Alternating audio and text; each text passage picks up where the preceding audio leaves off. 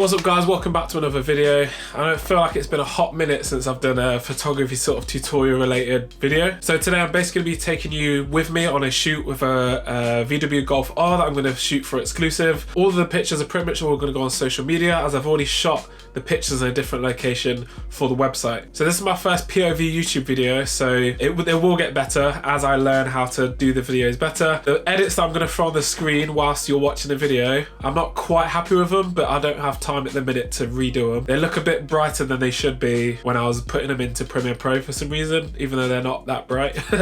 But I don't have time to re-edit them. I'm going to show you how I conduct a shoot for just a car. As we get better cars that are exclusive, I'm going to do more POV videos with videography as well, showing how I do video shoots and stuff like that. So yeah, I hope you enjoy the video. We'll come back to me afterwards at the end, and yeah, enjoy.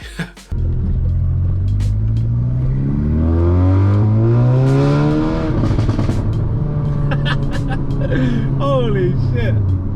Guys, so here we are. We've got a beautiful Golf R that we just picked up. I'm basically going to shoot it like I said in the intro, and I'm basically going to show you how I shoot it, the settings. All I've got to do is put the rear plate on and then we're good to shoot. This is a pain in the butt, so I'm going to skip this bit.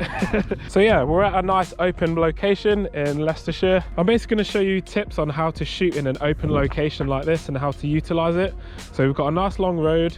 We've also got a secondary bit there. It's got like a gate. So I'm going to basically show you the settings that I use on my camera, and just how I walk around and how I get shots for the website and the social media. So let's move the car first into the open space. Because it's not a busy road, as you can see, we don't have to worry about traffic too much. Yeah, so let's do that. First you get to hear the startup of this absolute beast. This thing's a weapon, man. This bad boy will start up.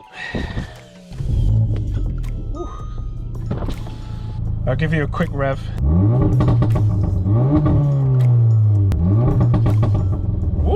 Right, that's all you're getting. So because it's just me today, I have to check the angle to see if it's right. As we can see, we do need to pull forward a little bit. You've got this line in the middle. We want that wheel pretty much over it or on top of that line so it matches. So nice and straight in the middle, and we're pretty much going to start there. The lens I'm using today is the Sigma 50mm 1.4. Absolute beast lens. We've got a CPL filter on there as well to get rid of reflections. So yeah, let's start. Because I've got the GoPro on, I'm going to shoot all my pictures with a camera in front of me. In the daytime, I'll always use a viewfinder. It's pretty much going to give you the most accurate lighting, as well as using the histogram and the light meter, as well as my knowledge knowing that I can shoot slightly underexposed and still able to get the shot I need.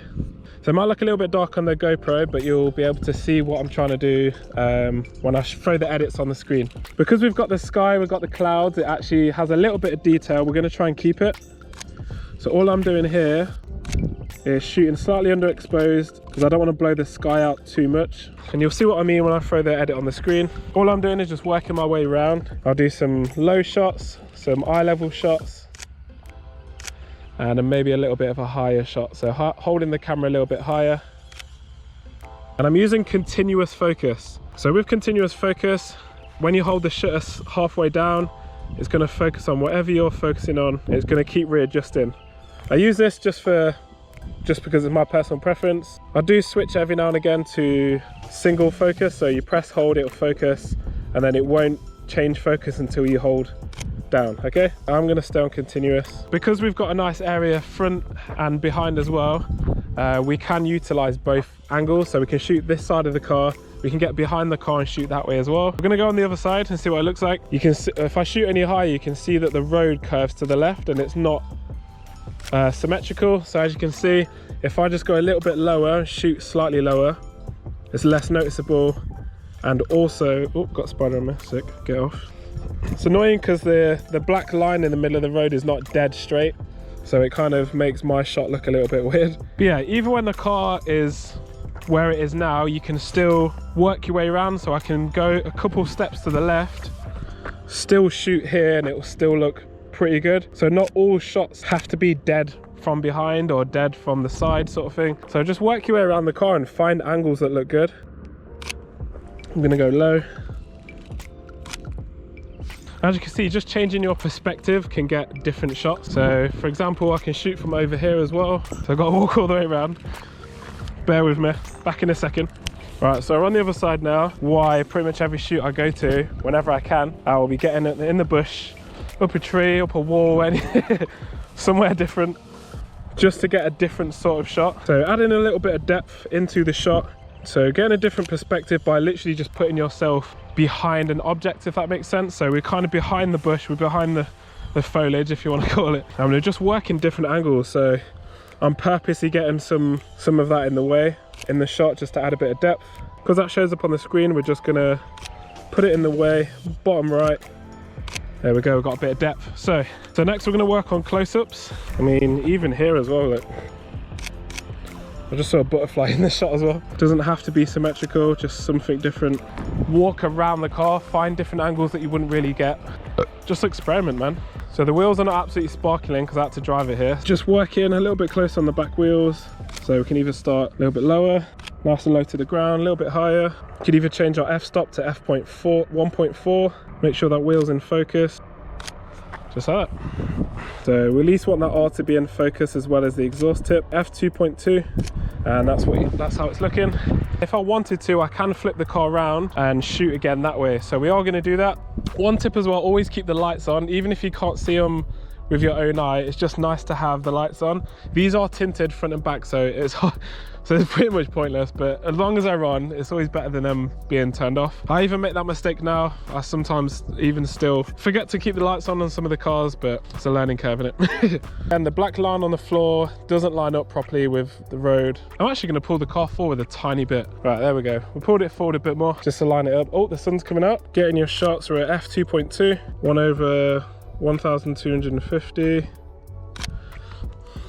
I always shoot at ISO 50 as well. I used to have a Canon that only went ISO 100 lowest, so every camera's different. If you can see that green box, I'm putting the focus point on the rear of the car. So like the rear light, that's where I'm putting the focus point. So because you can move the focus point around, I pretty much have it to the closest thing. So the closest thing to the lens is the rear left panel or the rear left light. So that's where I'm going to put my focus point. Just makes sense for that to be in focus, because naturally that's where your eye is going to look at as well. So as you can see, it's pretty loud. But the hardest thing when you're on your own is lining up the rear of the car in the middle. So I need to go a little bit more left, like that way. Jeez. Anyway, if I'm shooting with Will, and he's obviously going to move the car for me. So when you're on your own and you've got the car to yourself, it's a little bit hard work. It's a little bit harder because you've got to do everything. But I mean, to be fair, my boys, that's nice and straight. Yee. Anyway, so yeah, onto the rear shots. These are pretty easy. You don't really need to do anything special. Just get a bit of a higher shot. Nice, slightly lower shot. Also, if you can see the right side, the little cap missing, that's getting replaced literally tomorrow. So I'm gonna have to Photoshop that side in. You'll see what I mean when I show the picture on the screen. I would have done it by now. So second spot, we're on this bit. So surrounded by greens, and I like making my greens quite minty, as you'll probably see from the edits. Good thing about this is the grass is slightly tall, so it makes it look like it's kind of in a field. So yeah, just keep taking pictures, get all the angles in. Probably a bit too low. Maybe this sort of angle is going to work better. So slightly higher. And make sure we're not cutting off the wheels too much in the grass. This is the side that the cap's missing, so good old Photoshop's going to do the work for me. Well, I'm going to do the work on Photoshop. But yeah. But again, work your angles, spin the CP. What is that? Yo! There's a rabbit, see that? Jeez, look what it is. That actually made me jump a little bit. I'm not gonna lie, you know. We're gonna go to the side. We'll get some nice side profile shots. Because I'm on the 50mm, I've got to go quite far back. For this one, I tend to put the focus point on the wheel. Because when you focus it on the paint, it sometimes misses focus because it doesn't really have anything detailed to like focus on. Just from using this different location, it just adds something else to the shot. It's a bit more in the field sort of. It's just a different sort of vibe to the pictures. So we can't go too low because we've got the grass. Add a bit more angle to this bit. Don't want to blow the sky out too much. Nice. Right, so in terms of interior details, I'm just going to briefly go over it. I want to make sure that that VW logo is in focus. For this, I'm actually going to bump it up to about f3.2 because I want most of the instruments behind, slightly behind it or to the side of it, to be in focus. With interior shots, you don't have to be too special with it. Just make sure that whatever you're taking a picture of is in focus. Small details like the R on the seat. Yeah, I've already done the interior pictures. I'll probably check them on the screen of what I did before, but that's just a quick idea of how easy and quick it is to get interior shots. Obviously, if it was for a client that's got more interior details, take more pictures. So this has got carbon flappy paddle. I've already thrown that on the screen now, so you'll see that. But yeah, so go around the car, make sure you've got all the details, and yeah, that's pretty much it. And yeah, just think about going around the car, working your angles, making sure that everything's in focus and you're getting enough pictures, especially if it's for a client, because what you don't want to do is have to reshoot because you've missed shots or you messed it up somehow. So I'm going to throw you back into studio, Lewis, to finish the video. Yeah, welcome back. So yeah, I hope you enjoyed that video. It gave you a bit of insight into how I just do like a standard shoot for just like a standard sort of car. Well, even though the Golf R is not standard, but so I try and do it more often. If you enjoy these videos, I'll even do like maybe a model photography, street photography, stuff like that. I want to try and get more content going. So now I've kind of worked out how I need to do a POV video. I can do better POV videos because I can watch POV videos all day. North Borders, Optical Wanderer, stuff like that. Mainly North Borders though, and 7th Era, all those guys. I love watching those videos, and I thought I'd do a UK version. So the photos in this video were edited using my presets, which I do have a link down below, and also this website just here, lewismorrismedia.com. Gotta plug the website, come on. I hope you enjoyed the video. Like, subscribe, and comment down below if you enjoyed the video and tell me what your favourite photo was. And like I always say, the less we hate, the more we create. See you in the next one. This is a squeaky chair. I need to get it. I need to get a new one. Every time. Every outro I'll do it. Every outro.